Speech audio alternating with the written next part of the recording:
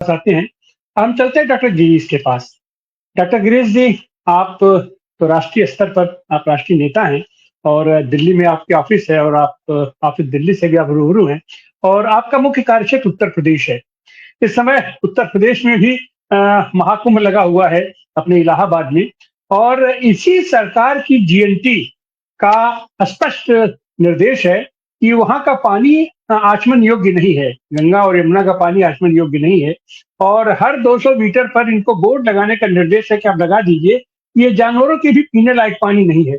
और ये महाकुंभ का आयोजन यहाँ हो रहा है और 100 करोड़ की का आकलन है कितने लोग आएंगे और ये कहा जा रहा है कि कल वहाँ अमावस्या का स्नान करने के लिए 40 करोड़ लोग आएंगे। तो खैर वो तो अलग की बात है, लेकिन यही यमुना का पानी दिल्ली जिस पर की पूरा का पूरा दिल्ली सरकार बेस है, दिल्ली के लोग बेस है, पीने का पानी वहां से मुहैया होता है और वही यमुना अगर वहां इतना प्रदूषित है या उसके ऊपर इतना प्रदूषित है, उत्तर प्रदेश में भी हम लोग देखते हैं, उत्तर प्रदेश में भी अपनी गंगा की मुख्य सहायक नदियों में अपना यमुना आता है और यहाँ पर भी अगर हम देखें तो शायद गंगा के प्रदूषण में एक बड़ा भाग है यमुना के प्रदूषित जल का भी भाग बनता है। तो ऐसी हालत में केजरीवाल साहब ये जो चुनाव के समय में ये आरोप लगाए हैं, ये आरोप तो अपने आप में बहुत गंभीर आरोप है और इस आरोप की अगर सत्यता अगर मानी जाएगी, आपने जो कुछ भी हो, तो एक तो भारतीय जनता पार्टी को या अपने केंद्र सरकार को इस पर स्पष्ट रूप से उसकी क्या राय होनी चाहिए और उसका क्या एक्शन होना चाहिए और वाकई ये जो प्रदूषण के लिए जो काम हो रहा है, गंगा की सफाई के नाम पर इतना पैसा अपना खर्च किया गया, यमुना की सफाई के नाम पर इतना पैसा खर्च किया गया, लेकिन उसका परिणाम क्या हुआ? उसका परिणाम क्या हुआ? इस पर आपकी टिप्पणी डॉक्टर गिरीश। धन्यवाद आपका, मुझे इस चर्चा में भाग लेने का मौका दिया। और मैं आपको ये बताना चाहता हूं कि ये विषय कितना महत्वपूर्ण है कि आज कुछ और चैनल्स पे भी इस पर चर्चा होने वाली है। ये इसके महत्व को बताता है। अब जहां तक प्रदूषण का सवाल है, और प्रदूषण तो इस पूरे व्यवस्था में जो जिस तरह का विकास हो रहा है उसकी देन है। पर्यावरण को इतनी जबरदस्त क्षति पहुंचाई जा रही है कि जिसका कोई कहना नहीं। नदियां प्रदूषित हैं, जंगल काटे जा रहे हैं और अगर दुनिया के पैमाने पर देखा जाए तो बारूद बरस रहा है और उसका असर ये दिखने को मिल रहा है कि इस बार ठंड के मौसम में मुश्किल से 1 हफ्ते ठंड पड़ी। किसान परेशान है कि अगर इतनी जल्दी गर्मी आ जाएगी तो उनका गेहूं का क्या होगा। गेहूं के लिए ठंडे मौसम की जरूरत होती है। दूसरा, ठंडे मौसम के कारण उसी वक्त ठंड आई जब आलू को पनपने की जरूरत थी, तो किसानों पर भी इसका बड़ा असर पड़ा है। ये किस तरह दिल्ली में फैल रहा है और देश में फैल रहा है ये सब जानते हैं। यद्यपि वाहनों के निर्माण में BS4 मानक जब से लागू किया गया है तब से काफी सुधार हुआ है, लेकिन अन्य फैक्टर है, निर्माण का फैक्टर है और दिल्ली में कई औद्योगिक क्षेत्र हैं और दिल्ली के आसपास कई औद्योगिक क्षेत्र हैं जिससे ये प्रदूषण बढ़ता है और पर्यावरण को क्षति पहुंचती है। लेकिन मैं इसमें ये कहना चाहता हूं कि पर्यावरण का मुद्दा ये किसी एक राज्य सरकार, केंद्र शासित प्रदेश उसका नहीं, ये समग्र रूप से केंद्र सरकार का मुद्दा है। और केंद्र सरकार ने तो उसके बारे में कोई कदम उठाया नहीं। जमुना केंद्र की राजधानी से गुजरती है और उत्तर प्रदेश जैसे बड़े राज्य में जाकर के वो प्रयागराज में मिलती है और बड़ी महत्ता की बात की जा रही है। आपने मेरे जुबान से ये खींच लिया। मैं ये सवाल उठाने वाला था खुद ही कि भाई जिस जमुना को मिलने के बाद त्रिवेणी बनती है, सरस्वती भी मिली हुई बताई जाती है, हालांकि उसका आजकल कोई चिन्ह नहीं दिखता, तो उस जमुना जिसमें अमोनिया, बकौल केजरीवाल जी, अमोनिया घोला गया है, तो घोलने वालों ने ये भी नहीं सोचा कि हमारे आस्था का सबसे बड़ा पर्व कुंभ लगने वाला है और करोड़ों करोड़, तो ये बिल्कुल सफेद झूठ है। अब मैं तो वहां गया नहीं, लेकिन जितने फोटोग्राफ्स आए हैं कोई हम वामपंथी दलों की दिल्ली में होने वाली रैली के बराबर भी भीड़ मुझे किसी फोटोग्राफ में नहीं दिखाई दी। तो ये तो अपने आंकड़े बढ़ा रहे हैं, और जो खर्च इन्होंने दिखाया है कुंभ पर, उसको जायज ठहराने के लिए ये आंकड़े बढ़ा रहे हैं। और आज तो एक साहब ने मुझे बताया कि जितना कुंभ पर खर्च हो रहा है उससे ज्यादा विज्ञापन पर खर्च हो रहा है।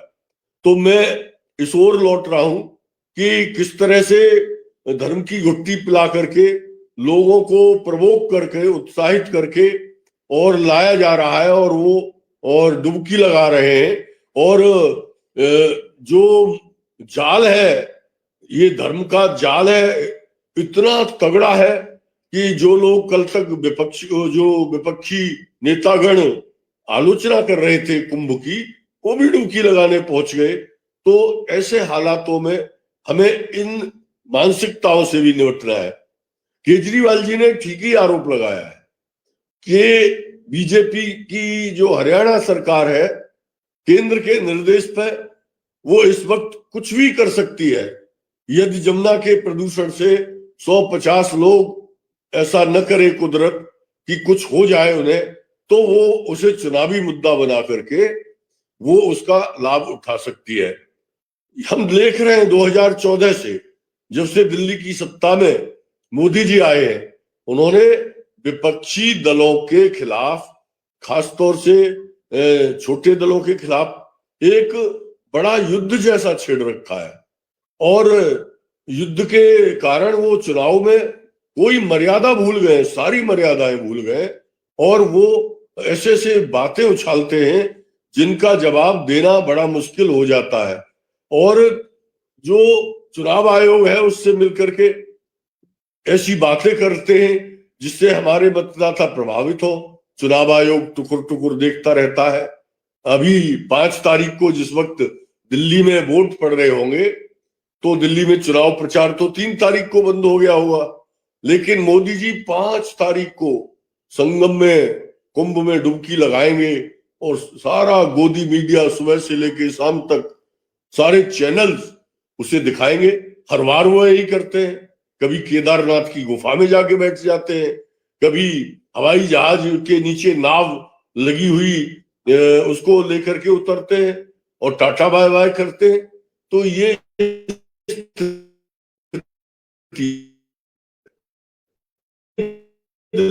चुनाव पर लौट करके आता हूं कि बीजेपी को पर विपक्ष या भारी पड़ रहा है, तो वो कुछ भी कर सकते हैं।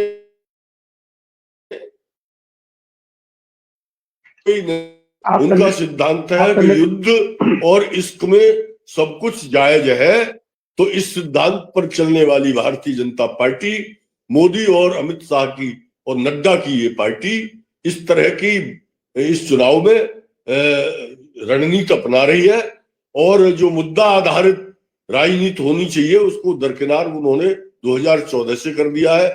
और ये जो पर्यावरण का मुद्दा है, देखिए मणिपुर क्यों जल रहा है? क्योंकि मणिपुर कारपोरेट्स को दे रहा है। मणिपुर का पहाड़ी इलाका, आदिवासी इलाका कारपोरेट्स को दे रहा है, इसलिए मणिपुर जल रहा है।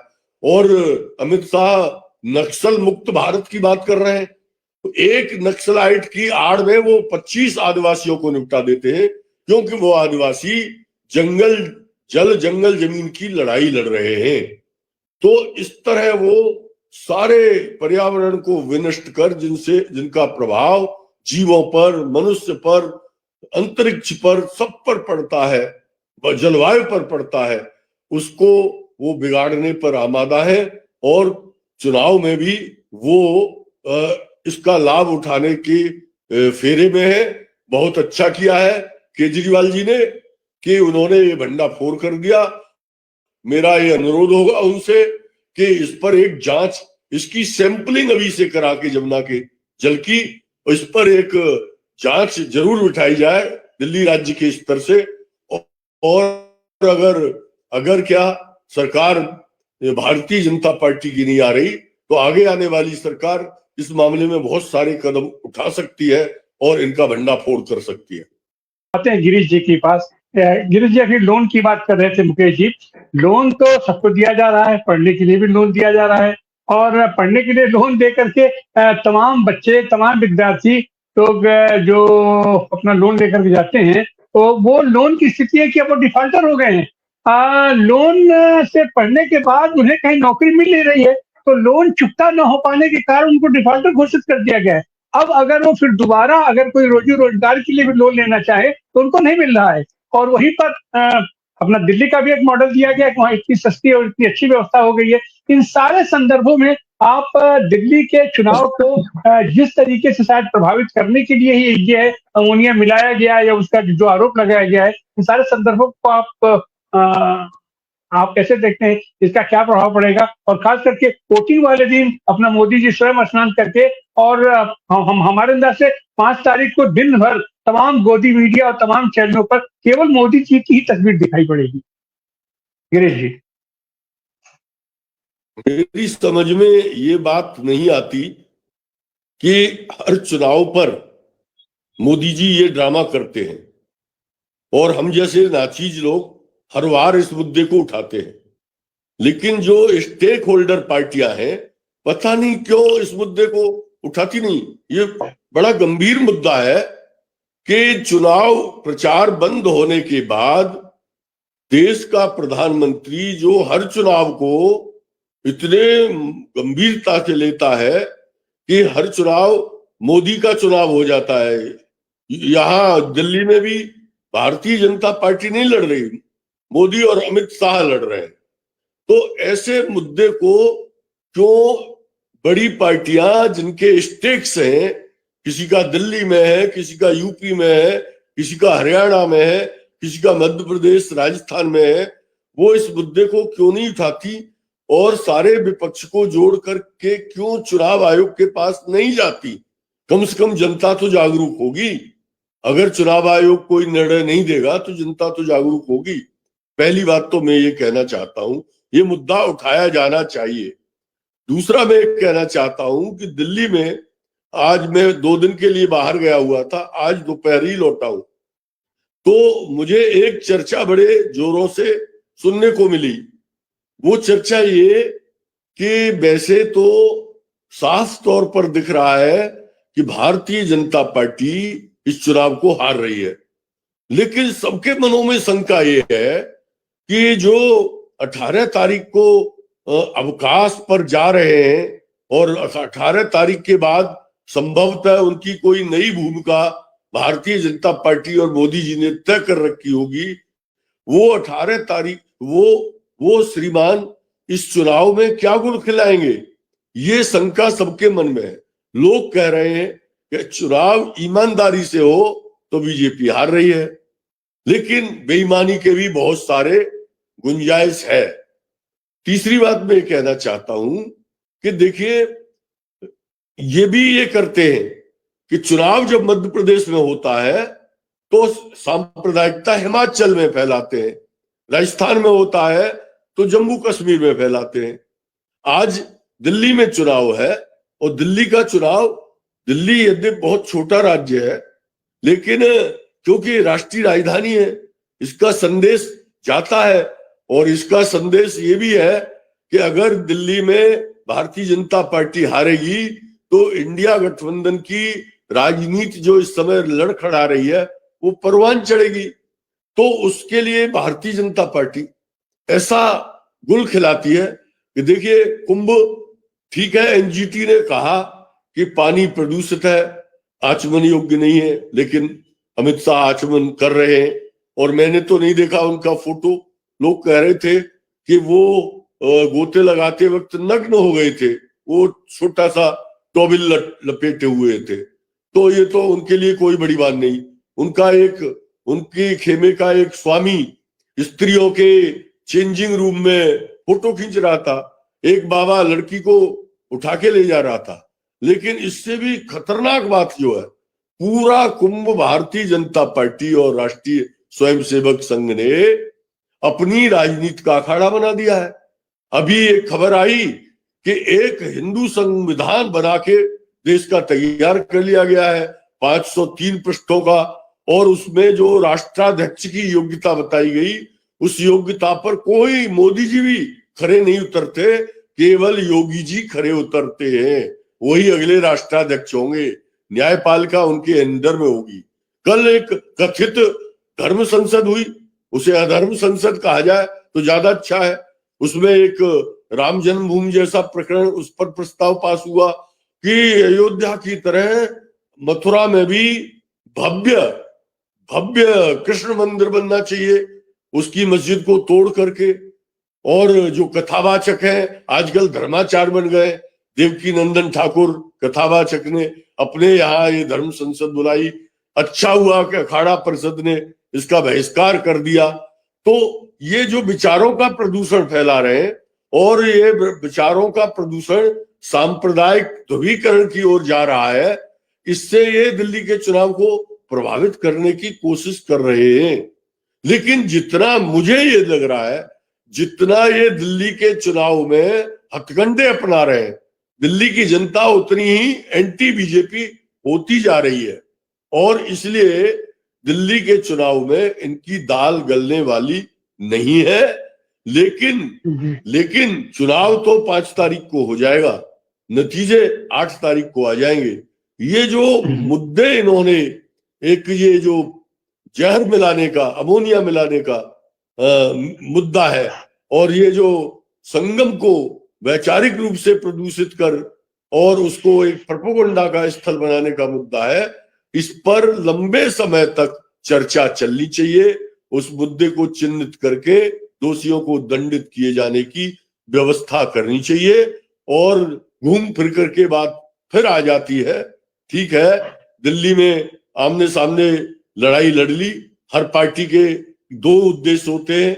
एक उद्देश्य है विपक्षी पार्टी का भारतीय जनता पार्टी को हराना, तो दूसरा उद्देश्य है अपनी पार्टी को भी सक्रिय रखना। तो इस तरह से लोग चुनाव लड़ रहे हैं। लेकिन अगर भारतीय जनता पार्टी को सब मिल करके यहाँ रणनीतिक तरीके से हरा देते हैं तो इसका संदेश बढ़ा जाएगा, और आगे के लिए इंडिया गठबंधन जैसा गठबंधन, जो भारतीय जनता पार्टी जिससे थर थर कांपती है, वो फिर पटरी पर आ जाएगा। मैं इसे इसी रूप में देखता हूं। तिवारी जी बहुत बहुत धन्यवाद। जी बहुत बहुत धन्यवाद। अब एक बार चलते हैं रवि यादव जी के पास। ये रवि यादव जी जिस तरीके से इन सारी चीजों के बावजूद अखिलेश यादव भी आह्वान किए हैं कि भाई गोदी मीडिया में तो केवल मोदी जी दिखाई पड़ेंगे और तमाम छल छल में लोग करेंगे। तो उन्होंने आह्वान किया कि तमाम यूट्यूबर है या जितने भी लोग हैं देश विदेश दुनिया भर से आए मिल्कीपुर में और यहाँ के चुनाव को देखें कि और हम उम्मीद करते हैं कि ये प्रदेश सरकार ईमानदारी के साथ, पारदर्शिता के साथ यहाँ चुनाव कराएगी। क्या यह आह्वान दिल्ली में भी होना चाहिए? दिल्ली में तो जाहिर सी बात है कि राष्ट्रीय अंतर्राष्ट्रीय सारी मीडिया सामने लगा रहना चाहिए। और हमको याद है कि यहाँ पर मायावती जी चुनाव लड़ रही थी, उनका चुनाव चिन्ह हाथी था, सारे हाथी ढक दिए गए थे। ये लखनऊ के पार्क में या देश भर में जहां कहीं भी हाथी की मूर्ति थी सब ढक दी गई थी। लेकिन यहाँ तो नंगे होकर के मोदी जी और अमित शाह जी अपना स्वयं का प्रदर्शन कर रहे हैं। इन सारी चीजों को आप कैसे देखते हैं, खास करके इस आरोप के संदर्भ? नहीं, आप सही कह रहे हैं, मैं इस बात को समझता हूं। लेकिन कि दिल्ली में जो कुछ ये सोच रहे हैं, ये कुंदरकी नहीं है। दिल्ली को रामपुर कुंदरकी नहीं बनाया जा सकता। उसके कई कारण हैं। एक तो एक कंपैक्ट एरिया है, कहीं ज्यादा वहां आप समझ सकते हैं कि नेटवर्क वगैरह है। लगभग हर जगह ऐसी स्थितियां नहीं है। आम आदमी पार्टी के कार्यकर्ता भी अच्छे खासे, क्योंकि पूरा दिल्ली पढ़ा लिखा है, कहीं दूसरे स्टेट से ज्यादा लिटरेसी परसेंट है, टेक्नो से भी हैं बहुत सारे लोग। तो वहां इस तरह का नहीं हो पाएगा। आइडेंटिफिकेशन ऑफ वोटर्स जिस तरह से वहां हुआ रामपुर या कुंदरकी में, वो यहां नहीं हो सकता। तो ये तो अब मैं समझता हूं धांधली हुई है, धांधली हो चुकी है जो हुई है, और कुछ और भी होगी। ये अपने आप में धांधली है। जिस तरह की बात कही जा रही है कि मोदी जी उस दिन संगम में नहा रहे होंगे, ये धांधली थी कि जिस समय चुनाव आचार संहिता लागू हो चुकी है उसके बाद में आप वेतन आयोग के गठन की घोषणा करते हैं। ये अपने आप में धांधली है। ये धांधली है कि आपके कैंडिडेट्स नोट बांट रहे हैं, तो आप जिस तरह वोट बढ़ा सकते हैं, ये सब धांधलियां हैं। चुनाव आयोग जो करवा सकता है वो करवाया है उसने। इसके अलावा आइए आम आदमी पार्टी के दोनों लोग ज्यादा बताएंगे विधानसभा बार, कई बहुत सारी संख्या में वोट भी काटा गया है, वोटर लिस्ट से नाम गायब हैं। तो तमाम विरोध के बावजूद वो धांधली जो की जानी थी वो सब की जा चुकी है, लेकिन अभी तक तो कम से कम भारतीय जनता पार्टी जीतती हुई नहीं दिख रही है। और जहां तक गिरीश जी, आप बहुत भाग्यशाली हैं, आपके पास योगी जी हैं, दूसरे मुख्यमंत्री दूसरी जगह सांप्रदायिकता फैलाते हैं, आपके मुख्यमंत्री आपके यहां भी नहीं छोड़ते हैं। और उनकी नंगाई की बात मत करिए, वो नंगे ही हैं, उनका क्या तौलिया उतरेगी और क्या वो कह देते हैं ना लोग, नंगा क्या नहाया और क्या निचोड़े, तो वो स्थितियां हैं उनके अनैतिकता की आप मत कल्पना कीजिए। और मीडिया का हाल, मीडिया उससे ज्यादा नंगा है। आप ध्यान दीजिए, मैं गंभीर बात को कहना चाह रहा हूं आपसे इस समय।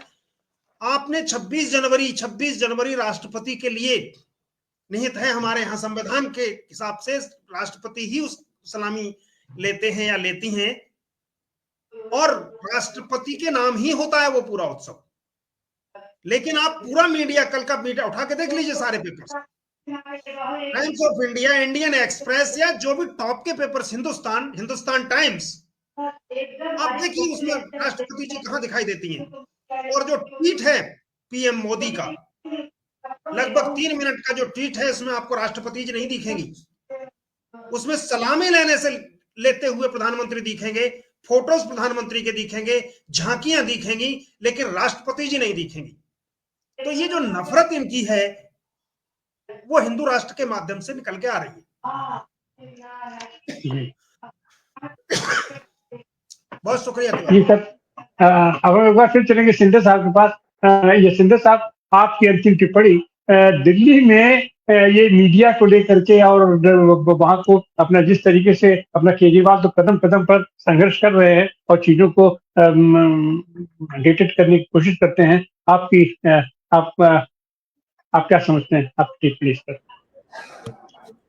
दिल्ली में आम आदमी पार्टी सही दिशा में प्रचार प्रसार चल रहा है और भारतीय जनता पार्टी की जितनी भी जहरीली काम हो रहा है, रणनीति बन रही है, तो उस जहर को उतारने का काम और जनता के सामने लाने का काम आम आदमी पार्टी के अध्यक्ष संयोजक अरविंद भाई कर रहे हैं। और हमें पूरी उम्मीद के साथ से, बहुत जिम्मेदारी से मैं कह रहा हूँ कि कुछ दिनों पहले सर्वे में कहा जाता था कि आम आदमी पार्टी को करीब